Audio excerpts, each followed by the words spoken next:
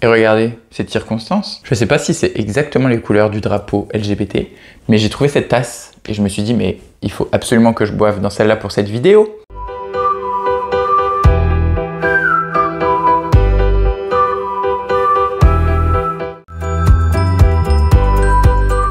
Willkommen, bienvenue, welcome pour une nouvelle vidéo.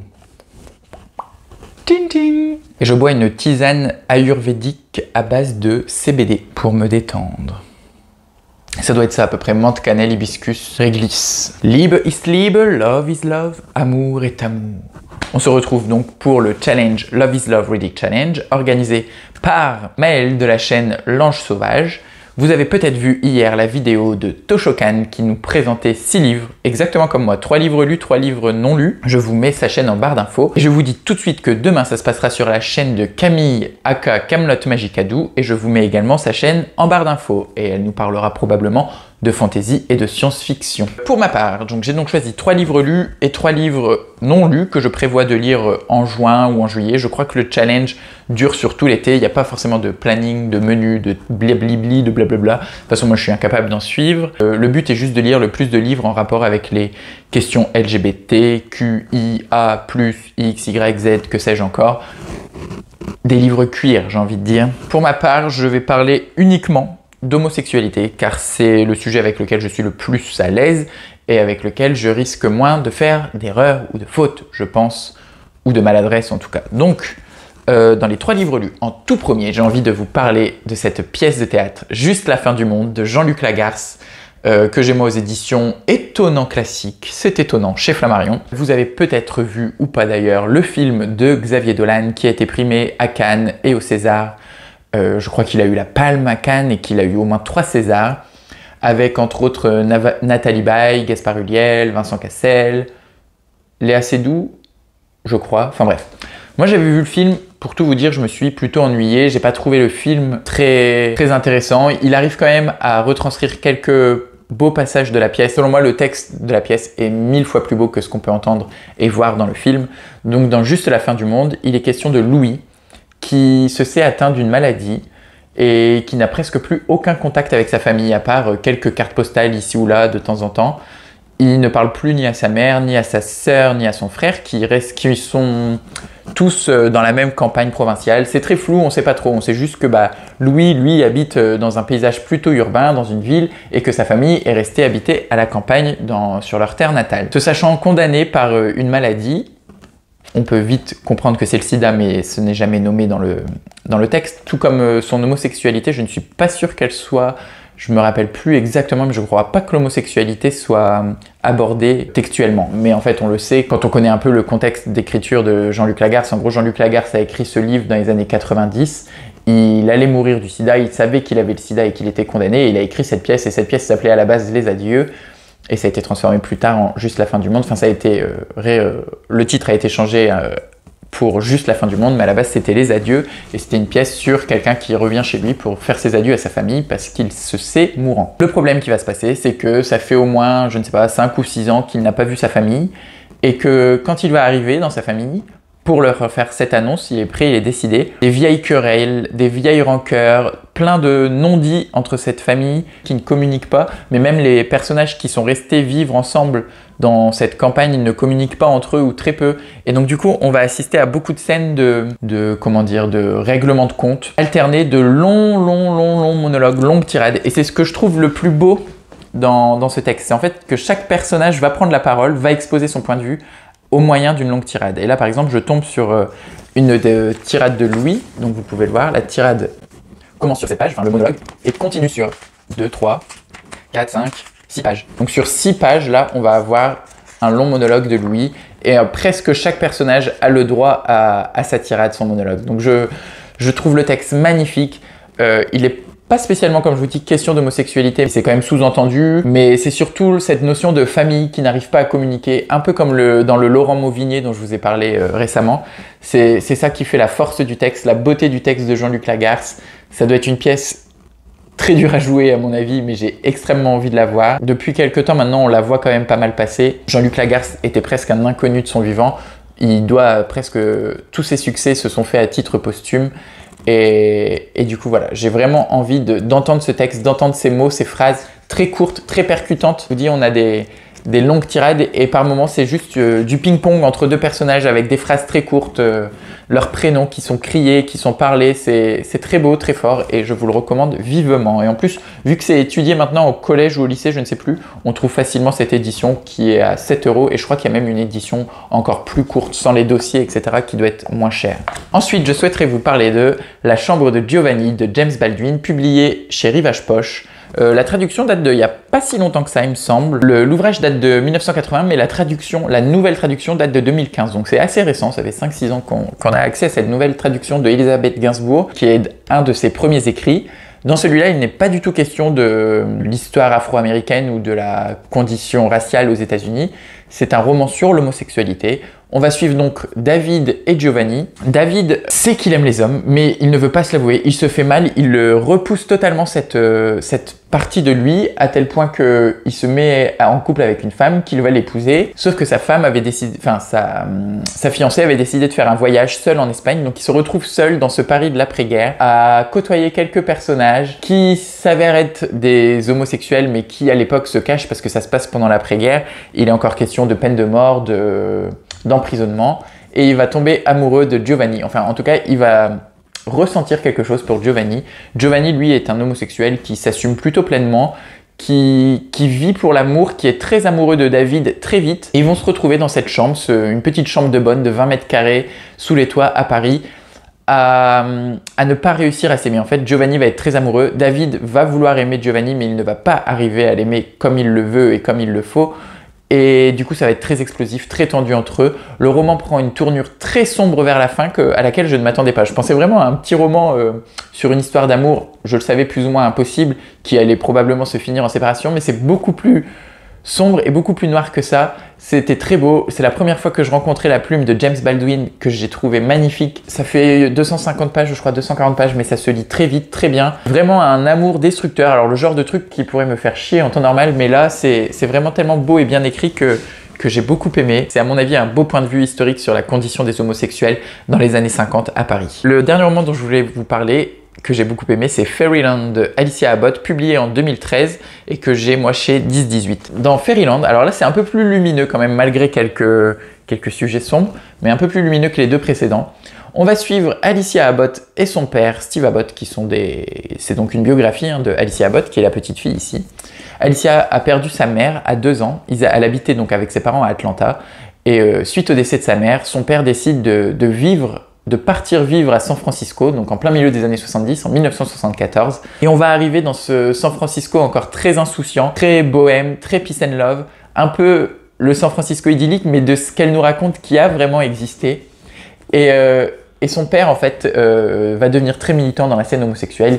On va très vite apprendre qu'il a eu cette fille avec sa femme, mais qu'ils étaient un couple plutôt libéré et que lui maintenant s'assume totalement comme homosexuel. Donc Alicia va avoir un rapport très touchant avec son père, ils vont vivre tous les deux, apprendre à vivre d'ailleurs. Lui il va tout faire pour pouvoir la garder, car à cette époque-là, sa famille va vite se rendre compte qu'il est homosexuel, qu'il traîne dans des endroits un peu libertaires de San Francisco, des endroits où on fait la fête, où il y a de la consommation de drogue, d'alcool, et il pense que ce n'est pas vraiment le meilleur endroit pour Alicia pour grandir, mais lui il va se battre et il va réussir à garder sa fille, à vivre avec elle. Et elle au début, on va voir ça de ses yeux et c'est assez touchant comment elle raconte tous les hommes qu'elle voit passer, les arrières de bar où son père lit de la poésie, les soirées gays où elle arrive à hauteur des jambes et elle voit que les jambes de tous ces homosexuels et de toutes ces personnes très ouvertes de San Francisco des années 70.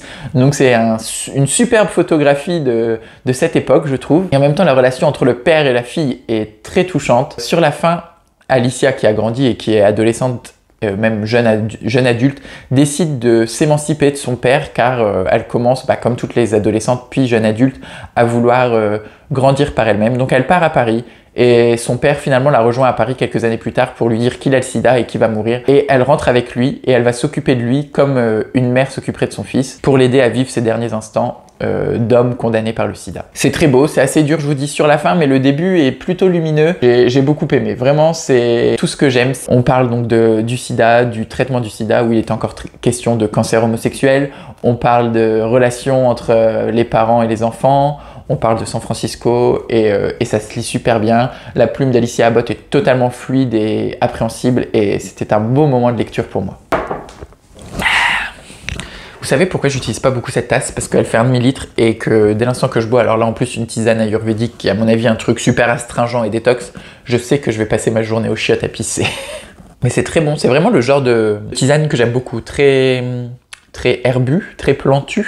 Et le CBD, alors c'est la première fois que je la goûte, donc je ne sais pas si le CBD va faire quelque chose ou me détendre ou non, j'aimerais bien. Et ensuite j'ai 3 titres que j'aimerais lire donc durant le mois de juin ou cet été. Donc je vais commencer par Hervé Guibert, donc je crois vous avoir déjà parlé, je suis pas sûr, ça devait être au tout début de la chaîne, si ce n'est la première vidéo, de À l'ami qui ne m'a pas sauvé la vie de Hervé Guibert, qui est donc le premier tome de la trilogie dans lequel il aborde sa maladie et le sida. Là le protocole compassionnel c'est le tome 2. En fait, Hervé Guibert raconte, dès l'instant qu'il se sait atteint du sida et donc condamné parce que ça se passe dans les années 80 et qu'il n'y avait aucun traitement, si ce n'est la ZT, mais qui ne permettait que de allonger plus ou moins la durée de vie du patient, s'est mis à écrire sur la maladie, sur ces dernières années. Je crois que ça court quand même sur 1 ou 2 années, je sais pas exactement. Maël, justement, l'ange sauvage, saura sûrement plus ou mieux vous en parler dans une vidéo qu'il a fait sur Hervé Guibert. J'essaierai de vous mettre le lien en barre d'infos si j'y pense.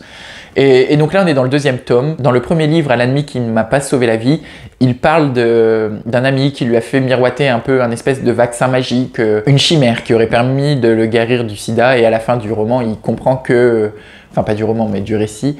Il comprend que ce n'est pas possible, qu'en fait on lui a menti et qu'il sait pas trop d'ailleurs pourquoi cet ami lui a fait miroiter cet espoir.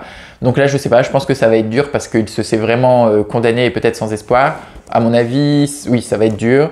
Ça fait 250 pages, mais j'ai beaucoup aimé le premier tome. À mon avis, pour les personnes qui ont vécu cette période, ça doit être très très dur à lire.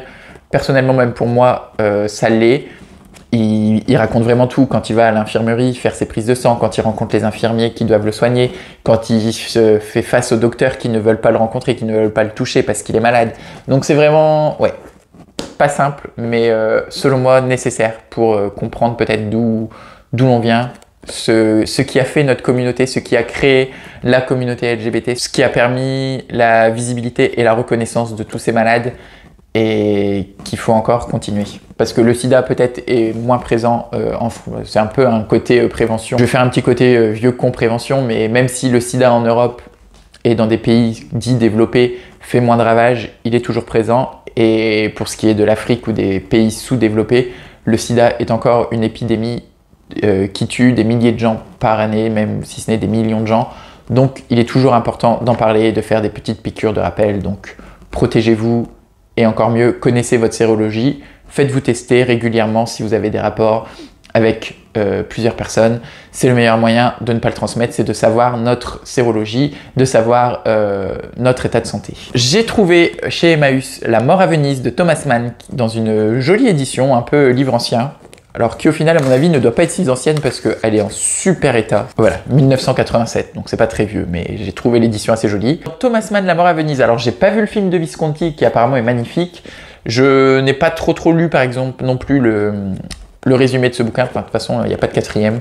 Je sais juste qu'il est question d'un vieil homme à Venise qui est, alors je crois écrivain dans le roman et musicien dans le film, qui va rencontrer un jeune, peut-être même adolescent, je crois, alors que le personnage principal doit avoir 50 ans, un jeune adolescent à Venise et qu'il va s'en éprendre. Après, c'est très court, je pense que ça va être assez philosophique. Thomas Mann, je pense qu'il était philosophe. Je crois que c'est lui qui a écrit La montagne magique, non? Je dis peut-être des conneries, hein. Mais je crois quand même. Donc ça me fait un peu peur, après ça fait que même pas 200 pages. Donc je pense que même si c'est assez exigeant, assez philosophique et que c'est dur à lire, je pense pouvoir aller au bout. Ça m'intéresse et j'adore Venise, c'est trop beau, j'ai envie d'y retourner, donc voilà. Si en plus il nous parle de 2-3 gondoles, un petit pont, la place Saint-Marc, ça me va. Et enfin, et je le présente en dernier parce que je pense que c'est une bonne transition pour ensuite vous diriger demain sur la chaîne de Camille Camelot Magicadou qui vous parlera probablement de SF et de fantasy. J'ai décidé de lire Les livres de la Terre fracturée, la 5e saison, donc qui est le tome 1 de N.K. Jemisin. N.K. Jemisin, c'est une femme afro-américaine qui a remporté 3 fois le prix Hugo 3 années de suite, donc pour ce livre-là et les 2 tomes suivants, donc pour le tome 1, le tome 2, le tome 3. Alors là-dedans, il va être question d'une planète qui est secouée par des cataclysmes, des séismes, des tremblements de terre. Et certaines personnes peuvent influer, je crois, sur ces tremblements de terre, sur ces séismes, mais apparemment c'est compliqué, genre soit elles peuvent essayer d'atténuer le tremblement de terre, soit elles peuvent l'empirer. Et en fait, on est sur cette planète, c'est pas du post-apocalyptique de ce que j'ai compris, c'est plutôt de l'inter-apocalyptique parce que il s'est déjà passé plusieurs catastrophes, on sait qu'il va y en avoir d'autres et on est un peu entre les deux. Donc on a le cul entre deux chaises, il y en a déjà la moitié qui sont crevés, on sait qu'on risque, nous, l'autre moitié, de crever dans la prochaine catastrophe naturelle et du coup, on sait pas trop, voilà. De ce que j'en ai compris, et j'en ai pas compris grand chose. Et si je l'ai mis dans ce challenge Love is Love, c'est parce que j'ai lu, et on m'a dit d'ailleurs que N.K. Jemisin faisait beaucoup de représentations dans ses romans, et ça m'intéresse de savoir, donc dans la fantasy, là, enfin, oui, je sais pas si c'est de la fantasy ou de la SF. Je dirais plutôt de la fantasy, non? De l'imaginaire. J'ai envie de voir dans ce livre de l'imaginaire comment la représentation LGBT est traitée. Est-ce que cela apporte quelque chose ou pas? Mais si cela n'apporte rien, ça me dérange pas non plus si c'est...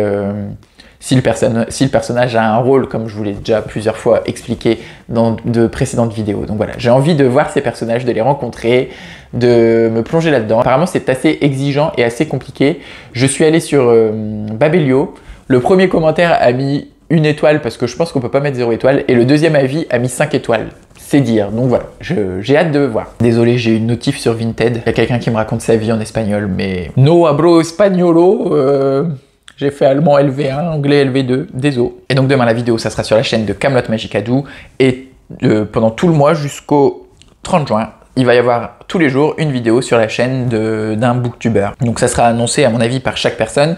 Mais je vous remettrai si vous voulez en barre d'infos la liste de tous les participants et le jour où ils participent. Je sais que par exemple il y a ma copine Séverine de la chaîne Il est bien ce livre qui participe. Il y a aussi Au boudoir de Candy Shy qui passe cette semaine je crois. Après Camelot d'ailleurs, il y a Justine Chiel, enfin bref, plein de copines, de copains aussi. Cédric, je crois que Cédric Armen participe. J'ai la liste sous les yeux. Qui d'autre que je connais là-dedans? Non, Canal Franzo aussi, oui, Canal Franzo, que j'aime beaucoup sa chaîne. Voilà, après il y en a plein d'autres que je connais sûrement, mais que là je visualise pas. Et je suis sûr que ça va être super, qu'on va avoir plein de nouvelles recommandations, qu'on va s'éclater à lire des livres représentatifs de notre si belle communauté, en grande majorité, en la majeure partie du temps. Sur ce, je vous souhaite donc d'excellentes lectures, d'excellentes découvertes et